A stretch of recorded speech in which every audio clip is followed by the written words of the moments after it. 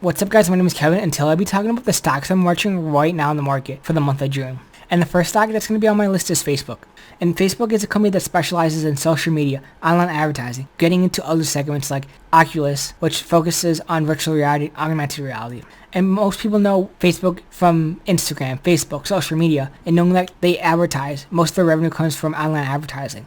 And what else is for Facebook for the next 3 to 5 years or so? Sure, the growth of social media and online advertising. More and more people are getting connected to the web, getting into social media, being more connected to their devices, and spending more time on the internet on a daily basis. What's next for them? And their next cash cow business is going to be their Oculus side of their business. And what can Oculus, virtual reality, or augmented reality do to our society? And right now, Facebook is really just focusing on their gaming aspect of their side. And when you put on those, you could say goggles, you're in a simulation or kind of like in a matrix, if you know what I mean.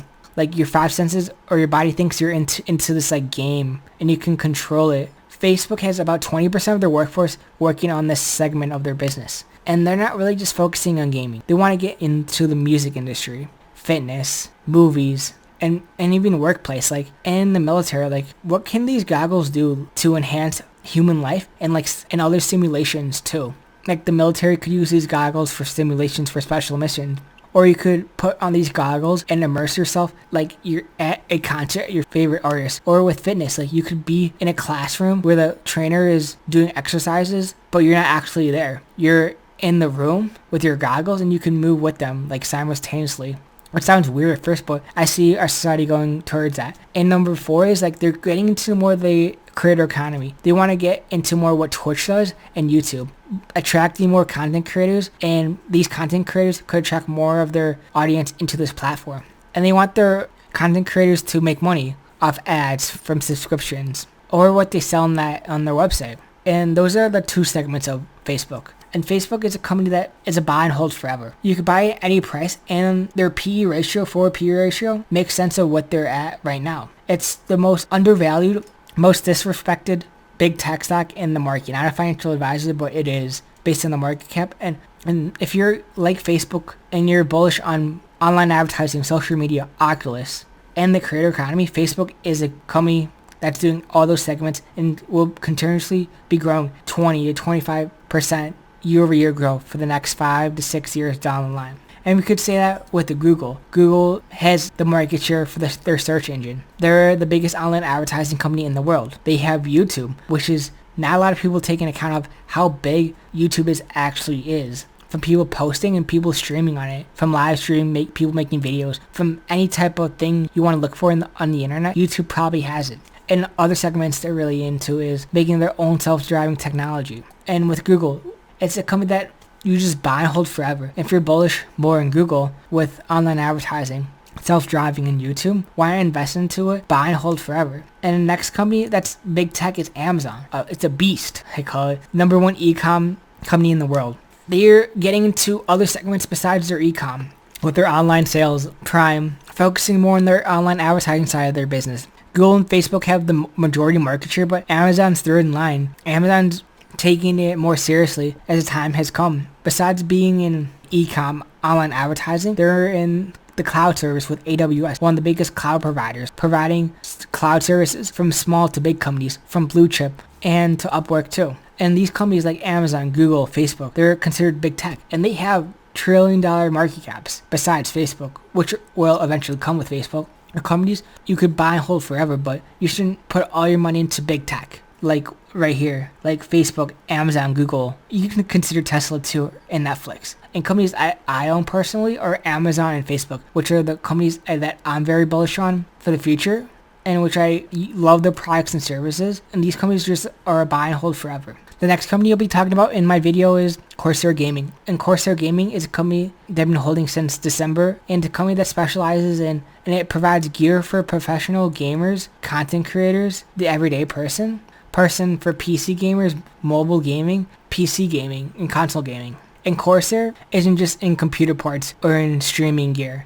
They have keyboards, headphones, mics. They want to be the company that's going to be the one-stop shop for gamers, from computer parts to streaming gear for content creating gear. They have competitive controllers from their Scuf lineup for first-person shooters. They have pre-built PCs. And the brand in general has like a cool vibe to it with their RGB and how they post on social media. And they sponsor the hundreds of influencer Twitch streamers, YouTubers, and competitive players just to get their brand there. And they're really just focusing more on softwares. And they have a software for the phone. You can connect your phone to your laptop or computer and use it as a webcam. It's a subscription type of business model. Most people that have a computer or laptop don't have a high quality camera, and why not use it when you're on Zoom or on Google Hangouts? They just acquired Impulse, which is a company that specializes in overlays, emojis, notification messages for streaming and content creating. If you're a content creator or a streamer on Twitch or on YouTube, you know what I mean. Everyone has an overlay. Everyone has a subscription button. Everyone has emojis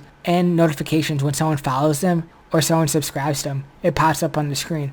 It's a company that has everything for the streamer, so you don't have to take the time to do it yourself. And they have cool, trendy overlays for the streamers.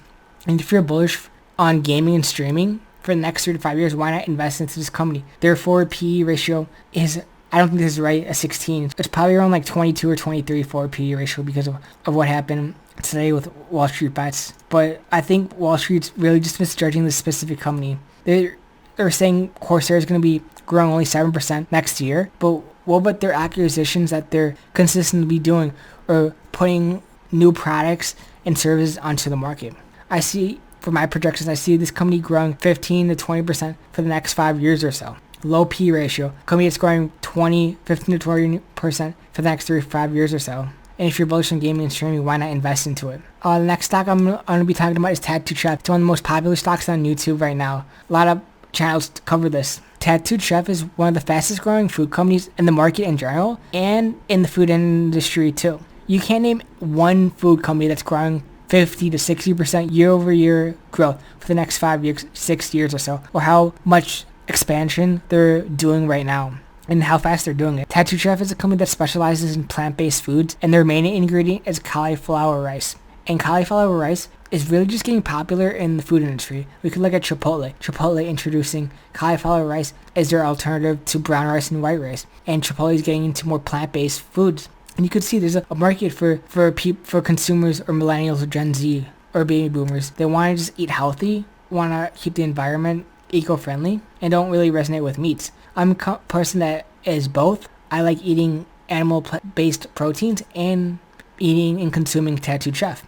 Tattooed Chef company right now has a $1.83 billion market cap, but the next 3 to 5 years or so, like, why can't this company be between a 10, 11, or $12 billion market cap if they execute on the short-term and long-term goals, continuously expanding their SKUs? And they're really just focusing on the frozen food section right now, from smoothie bowls to burrito bowls to cauliflower mac and cheese to pizzas. And they want to expand to more Mexican types of food, desserts, snacks, chips, and sauces. They just want to be the one-stop place for plant-based foods in general. And they kind of resonate with the trend of eating healthy. More and more people being conscious of what they eat and what they put into their bodies each and every single day. It's a company that, if you're bullish on the food industry, plant-based foods, invest into it. And the next company I'll be talking about is Upwork. Upwork is one of the biggest platforms for freelancing in general. And Upwork is a website or marketplace that connects the freelancer and the person that needs the freelancer or the client. And Upwork and how Upwork makes money is like they're the middleman. They make fees off the freelancer and fees from the client or the company that needs a job. And they also have membership fees too and all that other stuff. And Upwork is going after a $1 trillion industry. And freelancing is really just in its infancy stage. A company that's be expecting growth 15, 20, to 25% year over year growth for the next 3 to 5 years or so. And the blank has expedited freelancing in general. People are more aware I could work at home, make the same, save time, energy, and money instead of working at my office. And companies who hire these freelancers save so much on overhead costs. They just pay them for the job. They don't have to pay for other things like taxes, Social Security, Medicare, vacation times.